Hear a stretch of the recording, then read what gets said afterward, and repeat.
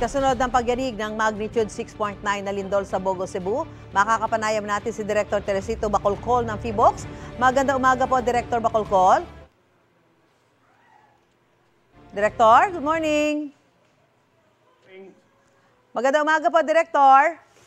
Yes, magandang umaga din po sa inyo, ma'am. Apo, Director, ilan po ang naitalang aftershocks at gaano po kalakas ang mga ito? Okay, so as of 3 a.m. kanina, nakapagtala na po tayo ng 347 aftershocks. And yung magnitude would range from magnitude 1 to magnitude 4.8. So ang pinakamataas natin is 4.8. Apo, at Director, inaasahan ba magkakaroon pa ng kasunod na lindol?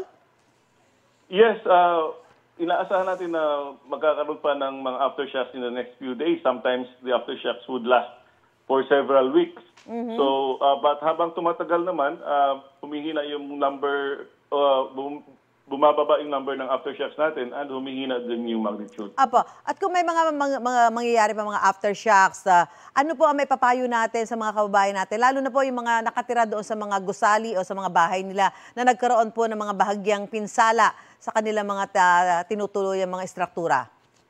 Yung mga if there are visible damages doon sa mga struktura kung saan sila nakatira, huwag mo silang pumasok. They have to consult their local or municipal or city engineers. Kasi po, kung hindi man ito totally na-damage during the main shock, baka ma-damage ito totally during a strong aftershock. Kaya po, consult mo na sila ng mga civil engineers, structural engineers, and check the integrity ng kanilang tinitirhan. Opo. At Director, binawi na po yung sea disturbance o tsunami advisory. Masasabi ho ba natin na safe na talaga yung ating mga baybayin? Yes po, safe na po yung ating mga baybayin kasi kung nagkaroon man ng tsunami, dapat kanina pa, right after nagkaroon po ng pagdindol. So, more than 9 hours na since nangyari yun. So, safe na po. Safe na po yung mga baybayin po natin. Apa, may kinalaman po ba yung lindol sa pagputok kaninang madaling araw ng Bulkan Taal, Director? Wala pong connection yun, yung paglindol kanina sa pagputok ng Taal Volcano. Yung Taal Volcano, every now and then, at alert level 1, ay pumuputok talaga yun, nag-alboroto from time to time. And in fact, we have more than 90 phreatic and phreatomagmatic eruptions since last year, since April last year. So, inaasahan ho na magkakaroon pa ng mga kasunod na aktibidad yung bulkan after ho yung pagputok kanina? Yes, inaasahan po natin na magkakaroon po ng the same